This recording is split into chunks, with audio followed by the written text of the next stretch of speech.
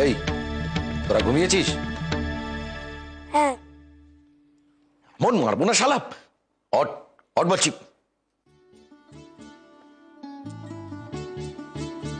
ডাকছো কেন? এখন জেগে থাকলে মা বকবে, জানো না? মা বকবে? বলছি ওই মায়ের মালিশের শিশিটা কোথায়? মালিশের শিশি? কেন, তোমার কোমরে ব্যথা? মালিশের শিশি এই ঘরেই আছে। চাপাকে ডাক, চাপা সব জানে। মায়ের মোটে মালিশের শিশি নেই। নেই? তুই জানিস? হ্যাঁ, জানি তো। তবে কি মেজবউ আমাকে ভয় পাওয়ার জন্য এমনটা বলল? না,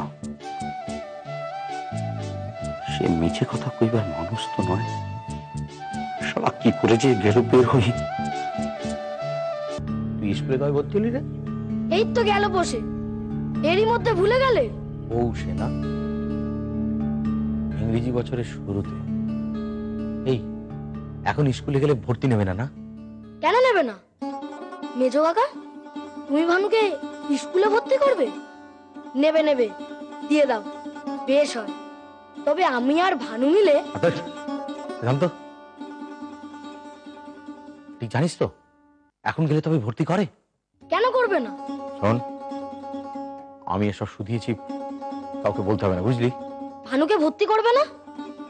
না। এই, তোর অত কথা দরকার কি রে? যা বলছি ভালো করে শোন, কাউকে যদি বলেছিস না একেবারে। মামের বিদ্যে চর্চার ঠেলায় প্রাণ একেবারে ওষ্ঠাগত হয়ে উঠেছে।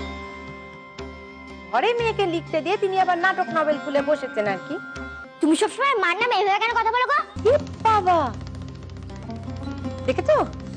দেখো মেয়েকে কি তৈরি করছেন, একবার দেখো।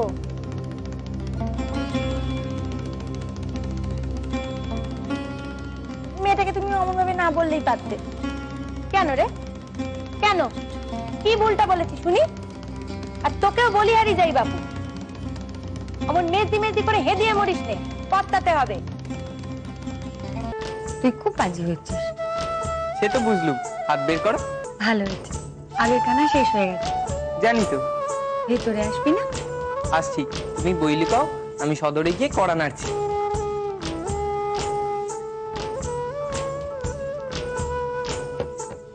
জানিস তারপর কি হলো? বলো, ব্যাপারটা কি করলো? আর তুমি কি করলে? আর আমি কি কম, আমিও এগিয়ে গেলুম তাদের দিকে। তাদের হাতে অস্ত্র ছিল না? ছিল তো, ইয়া বড় বললো। তোমার ভয় করলো না? আমার কাছে আমার এইখান ছিল, এইখান। কি? তোলজে তোলজে। সেও বুঝি ভারী ধারালো। তোর বোকা, কলজে মানে বুঝিস না? কলজে ধারালো হয় না, কলজে জোরালো হয়। আমাদের দুলোর কি কম সাহস নাকি? আগের বার ভাল্লুকের সঙ্গে লড়াই তো দাঁতখানা ভেঙেছে। ভাল্লুকের ঘাড় কামড়ে? মেজামাই ভালো হচ্ছে না কিন্তু। এই, তোরা যা, ওকে শান্তিতে খেতে দে, যা। দাদা, যাবার আগে গপ্পটা শেষ করো কিন্তু।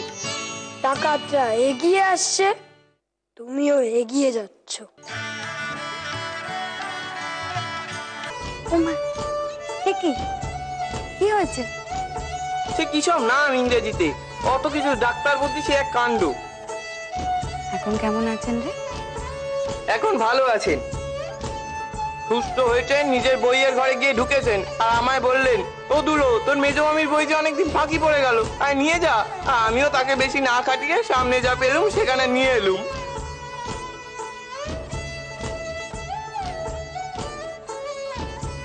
দুলো রে, তাকে একটু সাবধানে থাকতে বল, এই সময়খানা বড় ভালো না। সাবধানে থাকার মানুষ তিনি নন। কেমন মানুষ তিনি জানি না, তবে এ বাড়ির মেজ বউ সারাটা জন্ম তার কাছে ঋণী হয়ে থাকে। তিনি দেবতা মানুষ।